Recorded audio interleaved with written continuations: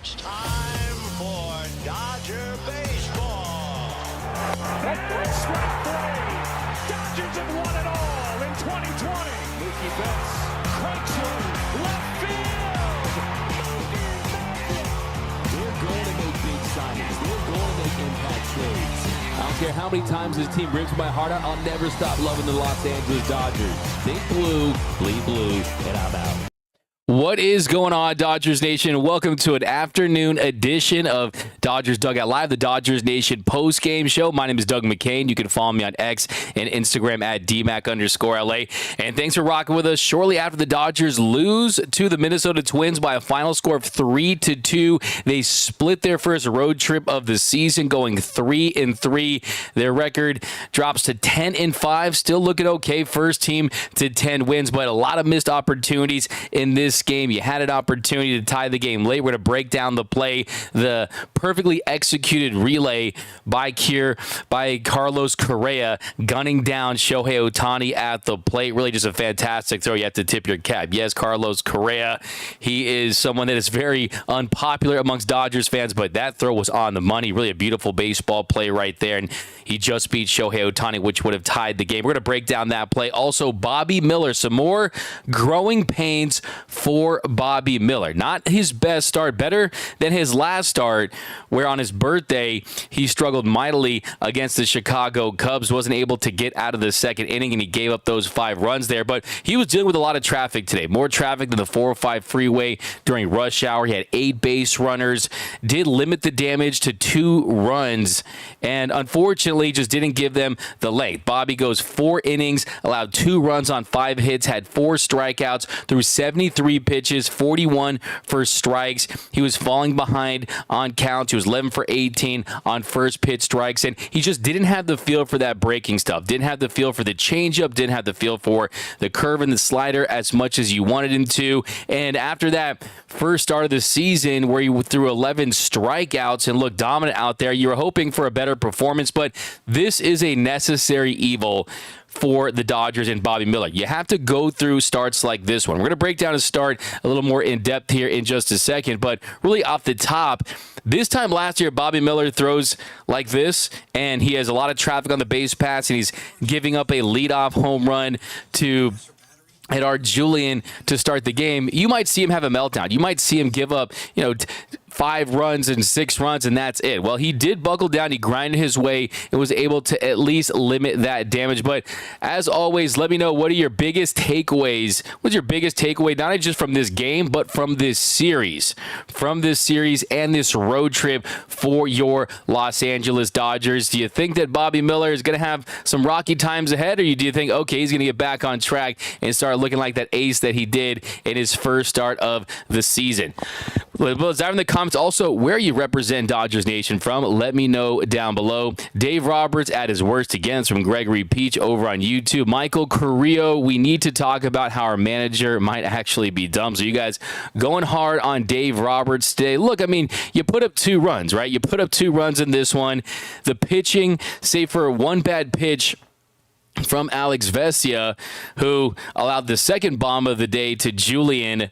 Yeah, I mean, you give up 3 runs and you scored 2 runs. I mean, yeah, really, like I've been saying the last couple of weeks, the recipe for the Dodgers is having your starting pitcher go at least 5 or 6 innings. When you do that, you're going to win a ton of games. They haven't lost a game where their starter has gone 6 innings. They've only lost 1 game where their starter has gone 5 innings. So you need a little more length, but even so, you gave up 3 runs. I mean, you would expect this offense to do a better job, especially look at Chris Paddock. He only got 2 runs and 4 2/3 off Chris Paddock, and that Twins bullpen, I mean, you throw out 1, 2, 3, 4, 5 relievers out there that covered a ton of innings, and they didn't allow a run. Only 3 hits after that. So, yeah, they just didn't get it done offensively. You really needed to have some better at-bats, and I think we're going to break this down a little more depth here. Early on, you had some missed opportunities. But let's dive into the comments, and then we're really going to dive and sink our teeth into this one. But thanks for joining us here on this afternoon edition of the Dodgers Nation post-game show. By the way, if you're new to the channel, be sure to subscribe to the #1 Dodgers YouTube channel, the #1 Dodgers post-game show here on YouTube. And also, make sure you're subscribed and you comment "done" down below so you're eligible for all of our giveaways. We're giving away a jersey coming up. We set a Mookie Betts. I'm trying to have it changed to a Tyler Glass now out of that 14 strikeout performance, but still, nonetheless, we're giving away a authentic Dodgers jersey. But here we go. We got Dave Roberts needs to do better. That's from Tian Gang. We got FWDFDFSA. That's like one of those like default names. I'm not mad at having Vesia and Grove pitch on days like these. I know it wasn't the only one anticipating the home run once Vesia took the mound. Nando, what up, Nando? Says DFA Vesia, Lux, and Taylor. Man, you're just ready to send everyone packing, man. Hey, get out of here. Let's pack your bags. I'll drive to the airport. What up, Dodgers Nation? What's up, Beerus Samba? Thanks for rocking with us here. David Morales, Miller struggle and Roberts got punched in the face. So much for relying on analytics and homers. Michael Hoffer, Yanks got to 10 wins in 12 games. It took the Dodgers 14. Yankees look pretty good. I've been watching a good amount of Yankees lately. Nando 390. And I'll say one couple comments on that, though, Michael, is this Dodgers team, they're not even close to firing on all cylinders. You haven't gotten consistent production from the bottom of your lineup. You have bullpen pieces, key bullpen pieces that you're missing right now. Guys like Brusdar Gratterall and Blake Trinan. You were hoping for JP Fireeisen to be an impact reliever early on. He hasn't even gotten his opportunity and really found his footing at the point where they see an opportunity for him. And then also, you just have too much inconsistency across the board defensively, in my opinion. And also, you have all these other teams that are playing up to the Dodgers, right? Like Mookie Betts said during Dodger Fest, it is every team's World Series, and we've seen some just miraculous defensive plays against the Dodgers. But hey, no excuses. Baseball is going to baseball. And considering all that, I'd take a 10-5 record. A 10-5 record, especially when you split those two games in another country in Correa, and you're still integrating the new pieces, and they've performed very well in Teoscar and Shohei Ohtani. Mookie got up to a fantastic start at the beginning, and he is someone that you can rely upon as well. So it's still early. You got young guys you're relying on in Grove and Gavin Stone and Bobby Miller, and you're still just trying to put it all together. So the fact that you have a really nice record and you're still sitting pretty at 10-4, 10-5 without that, I think you can feel pretty good about this, knowing their best baseball is ahead of them. Iris K says CT 0.038. Have some thoughts on Chris Taylor in just a minute, but yeah, I mean, look, you are what your numbers say you are, and Chris Taylor is performing very poorly at the plate. You hate to see this because if you know Dodger baseball, you know that Chris Taylor is someone who is extremely capable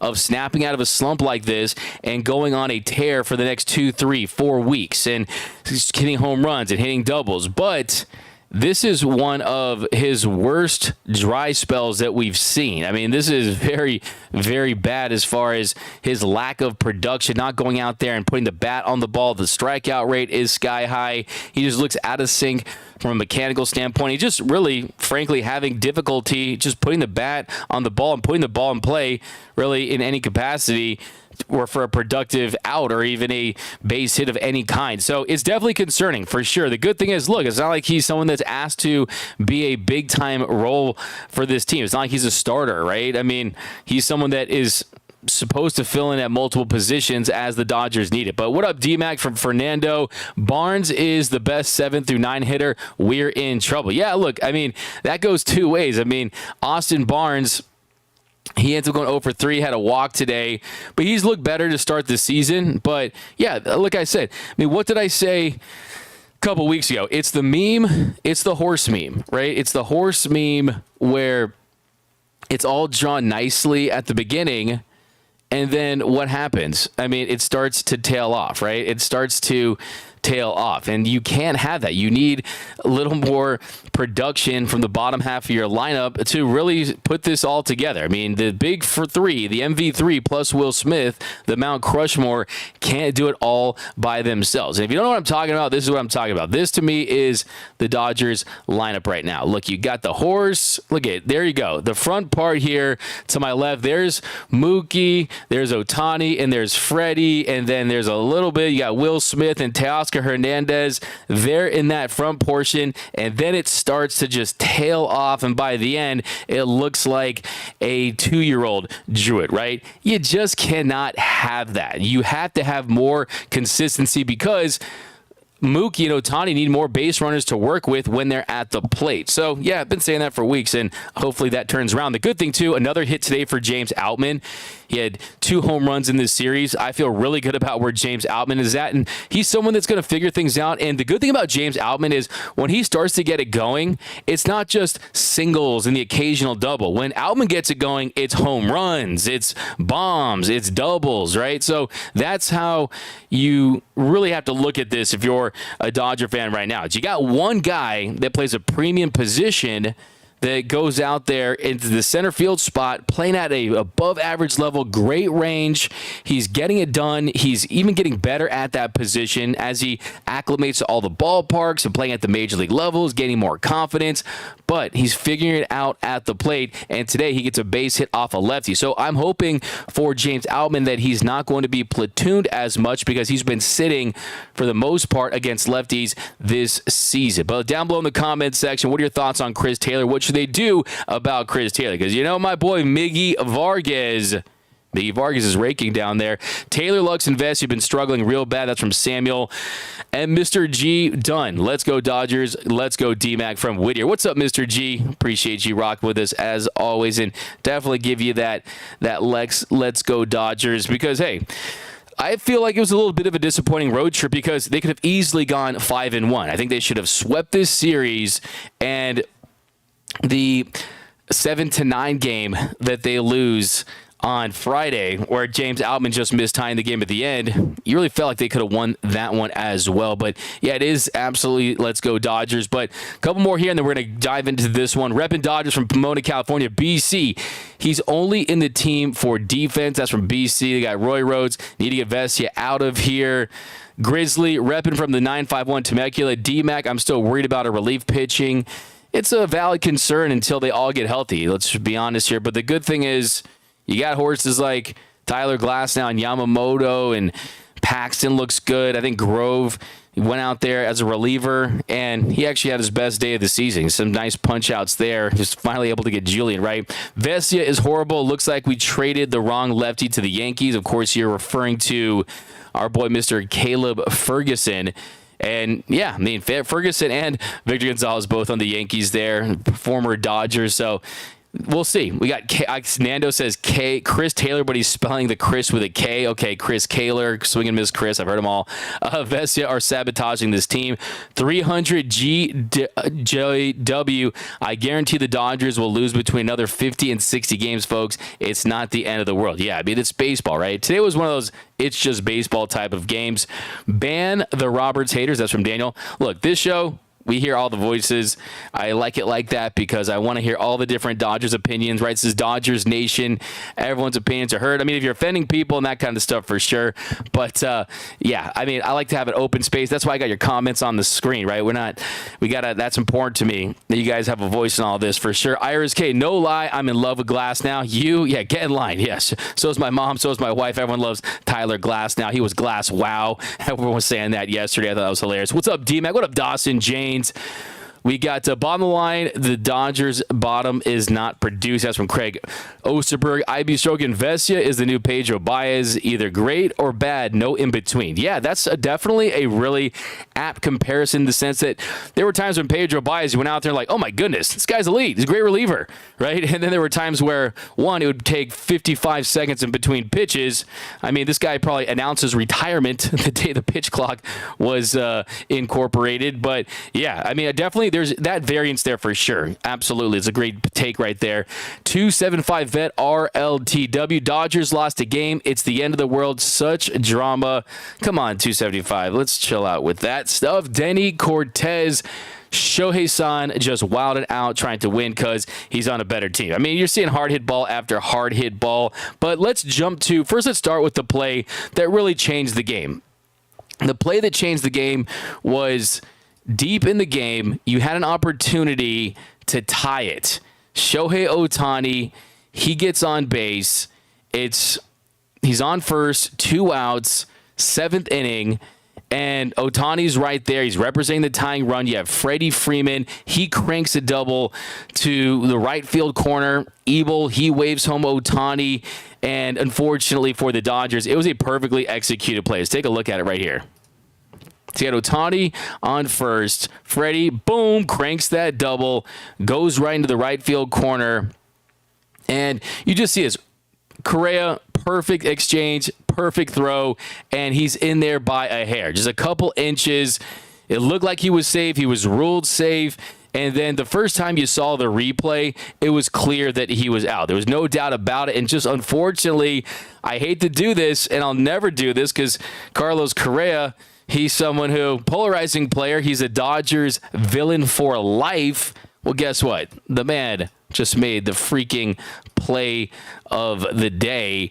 And that's the reason. Look, the Dodgers score right here. I guarantee you they're winning this baseball game. Dodgers find a way to get this run across. You're feeling really, really good about putting more runs. But also give credit to Kierloff, the right fielder there. He makes a really good play on it as well. And look, sometimes you're just going to have to tip your cap. And that's a Platinum Glove award-winning shortstop that just made a perfect throw. And the Dodgers win a threat after that. But like most games, they're won and lost early in the game. And the Dodgers had so many opportunities in this one to put runs across early and really get to Paddock. But unfortunately, they weren't able to. It started right there in the top of the first inning. Mookie Betts hit a leadoff single. Ohtani walked on 4 pitches, so the Dodgers had runners on first and second. No outs. Freddie Freeman on a 1-1 pitch. He flies to center.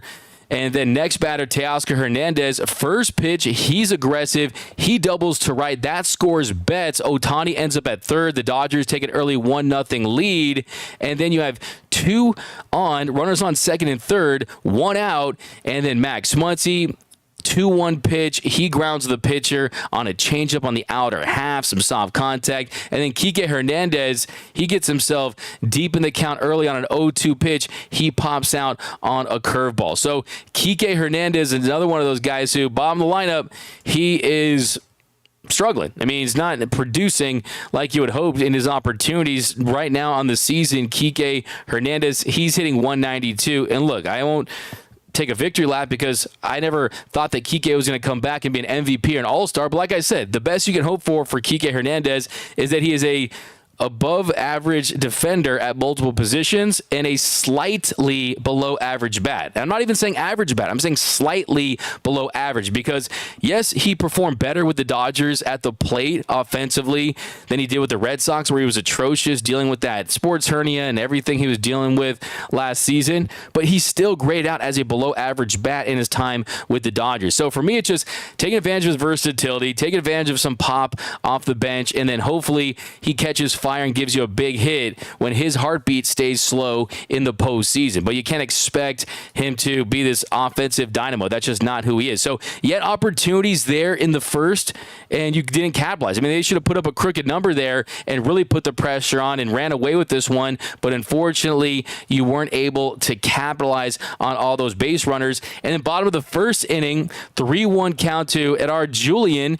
And Julian, he hits a bomb. That ties things up at 1. Four-seam fastball, little too much of the plate, kind of left a little up. And sometimes with Bobby Miller's fastball, this one was at 97, doesn't have a ton of movement on it, doesn't have a ton of spin on it. And look, these are big league hitters. They're going to hit pitches like that out, right? Next batter, Correa, he singles to right. And then thankfully, Bobby bounced back, and he got Kierloff to ground into a double play. And then he bounces back, and he strikes out Buxton. Really, really nice pitch. Got him looking at a slider in the zone, was speeding him up, then he slowed him down. He had that four-seam fastball working both sides of the plate. So really nice job to get out of that inning. Just 2 hits, 1 run, so good job by Bobby Miller there. Then bottom of the second, more traffic for Bobby Miller. He walks Margot on 9 pitches. Then he walks Martin on 7 pitches. And you saw that at bat. I mean, he was struggling to hit that slider. He was missing glove side with the slider. He was missing with that four-seam fastball down in the zone. Wasn't hitting his spots. And then to Martin, same thing. Just wasn't able to command that changeup in the zone. zone and work off with that four-seam fastball. Next batter, with runners on first and second, Santana pops to third, and then he bounces back and he strikes out Vasquez with a four-seam fastball up in the zone. So, yeah, give him credit. I mean, he was using the punch out to get out of tough spots. He was using the double play ball to get out of tough spots. And then the next batter, Farmer, he grounds to pitcher. So, I mean, look, he had runners on first and second, no outs, and he limited the damage, gave up no hits and no runs in that inning. Then top of the third, Freeman drew a 2-out walk, and then Teoscar Hernandez, he strikes out on a fastball on the outer half, so couldn't take advantage of a base runner there. Then bottom of the third inning, Julian, who was just this was the Edouard Julian game for the Twins. He was absolutely unstoppable today, out there just looking like the best player in baseball, and he singled to right to start the third, and then Correa, he singles, so he gives a back-to-back singles, four-seam fastball, catching too much of the plate, the changeup staying up in the zone, and then he comes back to strike out Kierloff with the four-seam fastball, just challenging him. I think that was his best four-seam fastball of the day. Four-seam fastball was pounding the zone, and then next hitter, you got runners on first and third. Byron Buxton, he singles to left. That ends up scoring another run. Julian scored. That put the Twins up 2-1, and that was not the worst pitch. I mean, it was a little slider cutter action, a little bit off the plate, and Buxton just went out there and got it. Really nice piece of hitting. So it wasn't the worst pitch, and you got to give him credit there. Then he gets out of it. He gets Margot to line to center. Martin grounds to third. Top of the fourth inning, Max Muncy, who couldn't help the Dodgers out earlier in the game with runners in scoring position. He leaves the yard. Let's take a look at that. Boom! 1-1 pitch. Maximum Muncy. He goes out there and just crushes a dinger, his second of the season. Changeup up, he just lifts it.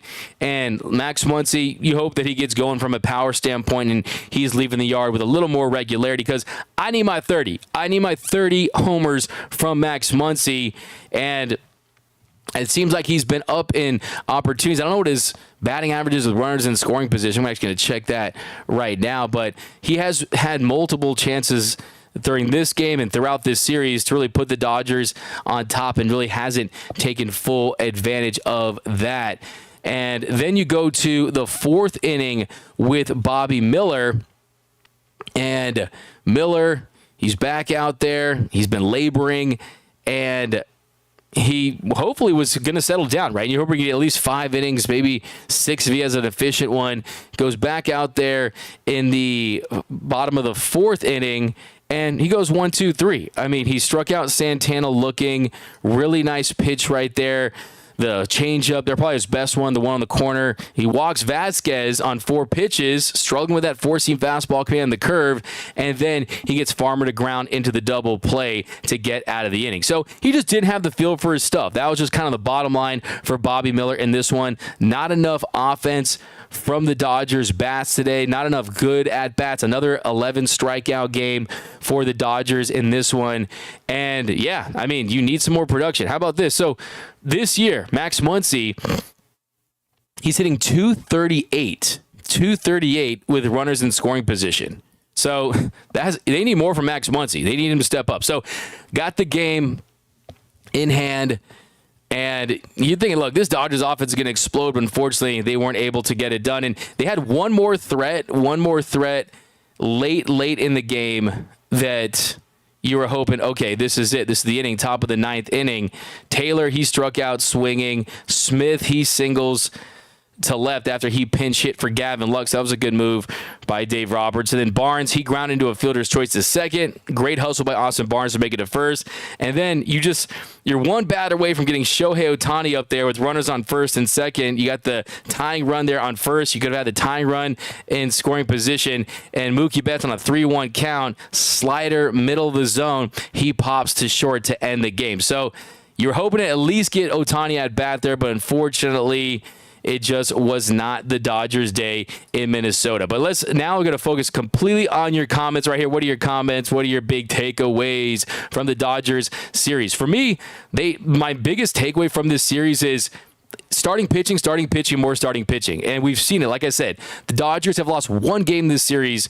this season when you've had at least 5 from a starter. Today, you get 4, you lose, right? It's the secret. It's the recipe for their success. And yes, you say you give up 3 runs and you hope to win, but still, I mean, it's the recipe for their success because Alex Vesia, like we talked about earlier, you guys are talking about Alex Vesia, bottom of the 5th inning, another leadoff home run for Julian, and it's a 4-seam fastball that caught too much of the zone. So when Alex Vesia misses, he has to be so fine, so precise. Anything in the zone with Vesia, if he's not hitting his spots, they're hitting it, and they're hitting it hard, and that is the concern. So I definitely think that you're going to have to monitor Alex Vesia. You're going to have to monitor Gavin Lux. You're going to have to monitor Chris Taylor. I mean, these are the guys that are on the list of, okay, let's see how they're doing. Let's give them their opportunities, but we are looking at them very closely to see if we need to explore some options. We got Tyler O'Neill at the deadline. Hey, Tyler O'Neill, he's crushing with the Red Sox. So he's a guy we've actually talked about on this show quite a bit. Justin Lamas, you know that, and I would not be opposed to that. But we'll see. The Red Sox have been a little bit of a surprise team. They're out with Story, the never-ending story of injuries for him with the Boston Red Sox. CT3 got his bat frozen after the polar bear plunge. Iris K just coming in, just absolutely dunking on Chris Taylor. I don't know how I feel about that, but you know I respect a good bird, a good take, so I'm going to have to give you the finish in for that one. But, of course, the top 3 are going to play good. They play every day. The bottom of the lineup, they play inconsistently. Fire Dave Roberts, ASAP, Team Ruiz. If you're going to pin the lineup construction on Dave Roberts, that is just really, unfortunately, representative of not knowing how the Dodgers are constructing their lineup. I mean, it's a collaborative process. It's a collaborative methodology where they go out there, and it's the analytics department, it's the front office. Dave Roberts is not sitting there by himself making these lineups, okay? That's just not how it works for this organization, so you can't pin that on him. What's up, D-Mac? Vesia looked frustrated in the interview. Did he? I actually did not see the interview, but yeah, I mean, Alex Vesia on the season, you really need him to be that lefty that they can trust in big spots. And can you trust him on a World Series winning team? You guys know how I feel about that. I mean, I've discussed this. And Vesia is someone who you have to trust, at least, that we have seen him in the past get it together and go on long stretches where he turns it on and he feels like he's unhittable against lefties. But the big concern for me is just the advanced stuff, the expected stuff. It's not good. I mean, if you look at his ERA, it sits at 4.05, right? But the FIP is doubled at 8.18. The expected FIP is 6.64. The walk rate, 8.10. The strikeout numbers, they're under 10. The BABIP too, the BABIP is 0.077. So all this is to say that a lot of the numbers that gauge how you should be performing are actually saying that he should be performing worse than he actually is. So that really tells you that you're seeing some hard contact. You're seeing Alex Vesia kind of miss his spot during certain situations. You guys know how I feel about possibly upgrading and going with a Tanner Scott at some point if he becomes available. And you don't have a lot of guys that have performed well against lefties in their splits. The Ryan Braziers, the Blake Trinans, since he's been with the Dodgers, Bruce Gratterall, Evan Phillips. I don't care, though. You need a tried and true lefty. I don't care what anyone says, right? I mean, the good thing, the expected ERA is in the 47th percentile. I mean, the expected batting average is okay for sure. It's definitely good. 95th percentile. You feel okay about that, and the whiff percentage, but he's just not missing barrels enough. I mean, the 6th percentile. So, yeah, I mean, remains to be seen if he can put together a really, really long quality stretch. I'm waiting to see if he can do that. And I think that if you're the Dodgers, last season you were saying, okay, we're guaranteed to try to go for a starting pitcher, right? They wanted Eduardo Rodriguez. They ended up getting Lance Lynn, Ryan Yarbrough, and you wanted to get some more bats. They had Rosario, Kike Hernandez, you brought in Joe Kelly. This deadline, yes, if a starting pitcher becomes available and a guy goes down, you're going to consider that. Let's not forget, you got Kirsch coming back, you got Buehler coming back, you got May possibly coming back. But a premier bullpen piece, I think is going to be one of the targets. And I don't think they're going to settle with, okay, we're going to try to strike gold on a Ryan Brazier, Chris Martin type. I don't think that they're going to necessarily put all their eggs in that basket. They might get a guy like that for sure. Absolutely. But yesterday, Connor Brogdon, he had some really nice stuff at certain times, but unfortunately he gave 2 home runs. But it's going to take some time for him to implement the teachings of the Dodgers pitching development coaches and Connor McGinnis and Mark Pryor, but still, I think they're going to go out for a brand name style reliever if he becomes available. Let's dive into more of your comments here. What are your big takeaways from the Dodgers series split? A series in which they could have gone 5-1. They end up 3-3. They lose 2 out of 3 to the Cubs. They take 2 out of 3 against the Twins. I think they should have taken 2 out of 3 against the Cubs, and I think they should have swept the Minnesota Twins. This teams will get bounced in the playoffs. They don't know how to give the kill shot. That's from John. They don't know how to give the kill shot. I think, look, they have the guy that can, though. I mean, Shohei Ohtani is literally hitting the ball harder than any player in baseball by a landslide. He's dominant. They've never had a hitter like Shohei Ohtani. I mean, the hardest hit balls by the Dodgers this year. You ready? Shohei Ohtani, 115.8 miles per hour. Shohei Ohtani, 114 miles per hour. Ohtani, 113.9 miles per hour. 3, 4, 5, 6, 7.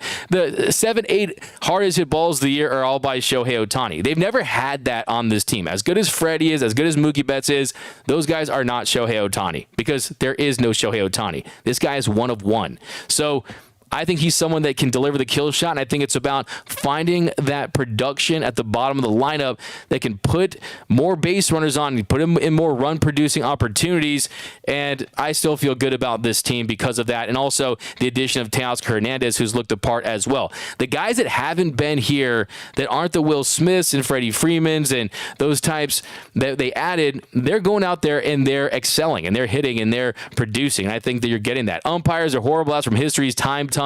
Roberts needs to go always. That's from Jason Diamond.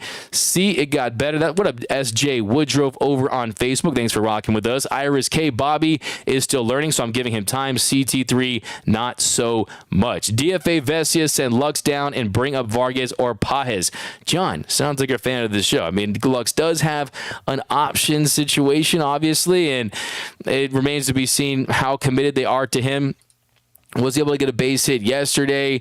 Today, Gavin Lux, he struck out one time, and he ends up going 0 for 1. He's hitting 175 on the season with 1 RBI and a 433 OPS. So 40 at-bats. So for me with Gavin Lux, if you want to plan, let's just not just always just, throw stuff out there. Let's have a plan, right? What's the plan of action? The plan of action, he's at 40 at-bats, 12 games played. Let's get to 100 at-bats. Let's talk, right? So if he's putting up these numbers at 100 at-bats, we're going to have a serious discussion about what's best for him and the team. And look, I mean, baseball is a very frustrating sport, especially when you're coming back off a really, really difficult, gruesome knee injury. It also impacted his hamstring, and he just hasn't been the same dynamic, fast player as he was. And I think that long-term, I think there's a world where he benefits from getting his timing and confidence back at the plate in a situation where he can do that. Can you do it at the minor league level? So far, the answer is no. And we'll see how they address that later on. But more comments here. Rock with us here on an afternoon edition of Dodgers Dugout Live. All right, gotta get my commercial going. Jay Bullet, Moneyball was right. Righty lefty is overrated. Vesia gives up home runs to lefties. CT3 strikes out to everyone. Yeah, I think platooning, especially in big spots, can be a little bit overrated, but still, I mean, you got to play matchups in certain situations, and the numbers don't lie.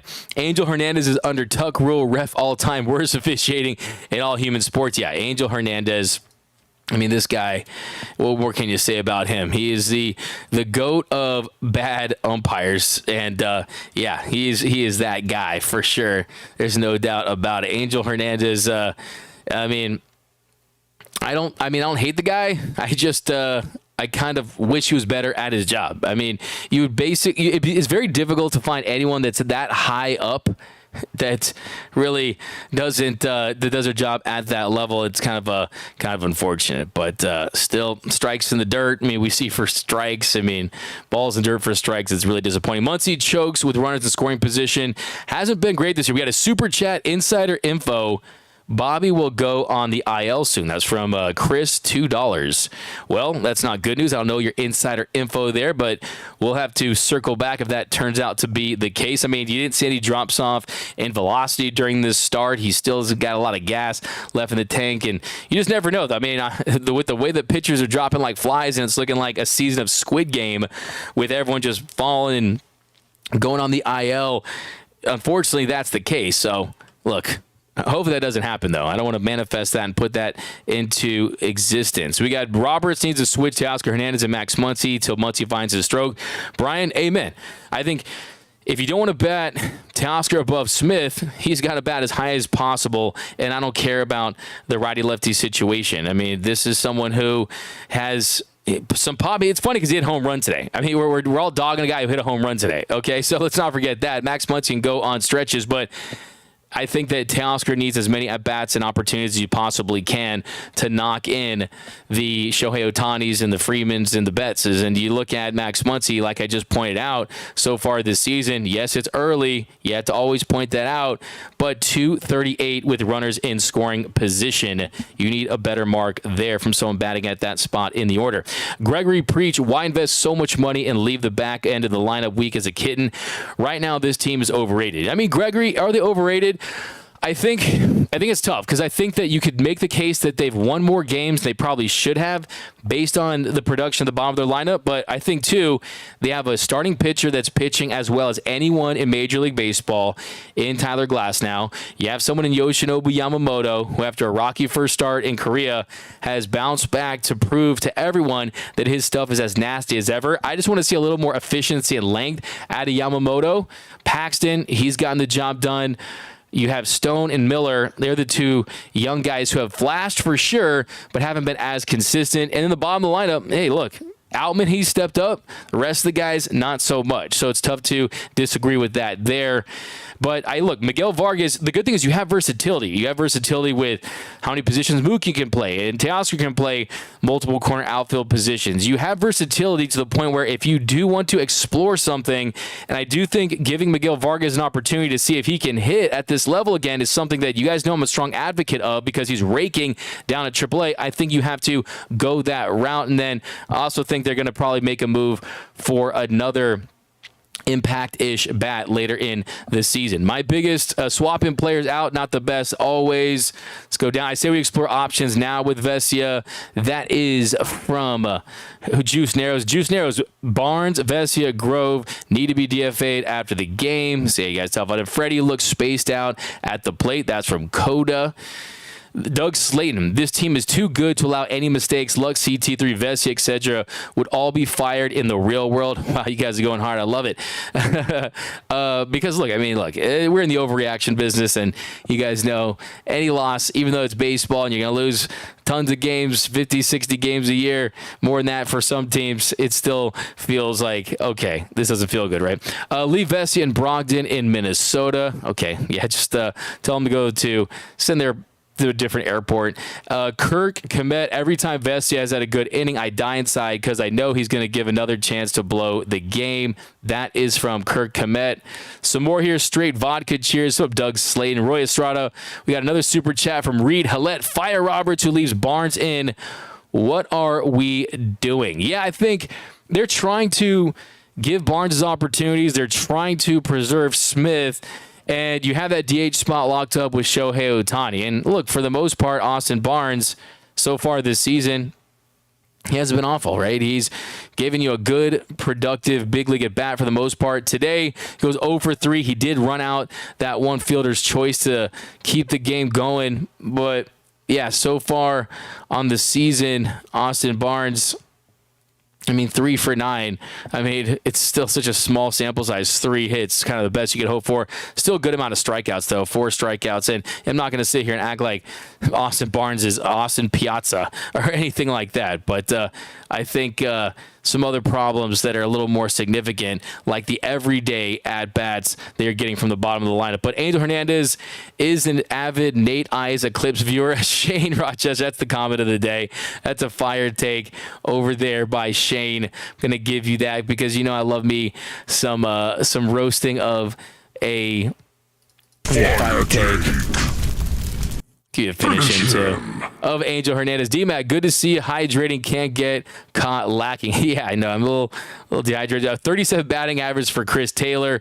For sure. I mean, he needs to step it up. No doubt about it. But, guys, a couple more here, and then we're going to head out. We'll be back later. Got some interviews. Got some more stuff coming your way. We'll be back tomorrow morning for Dodgers Dugout Live. We're going to break some more stuff down. Shane Rochester. Yoshi has really changed his glove position a lot since he was tipping pitches. He's had 3 or 4 different ones. He'll be fine. Yeah, you've seen it getting closer to him, pitching better out of the stretch. This guy's a dog. But, yeah, got some big surprises later in the week, too. Paul D-Mac, what players can you see the Dodgers signing if the bottom of the order doesn't continue to produce? That's from Paul Gutierrez. I think one of the benefits of kind of going out there and trying to trading for a bat during this year, it's almost like kind of finding a bullpen piece too. You're looking to see who's having a good year, who is on a short-term contract, like who's going to go out there and provide some pop. And look, right now, I mean, we've talked about this guy in the offseason, Tyler O'Neill for the Red Sox. I mean, he has an OPS of 1394.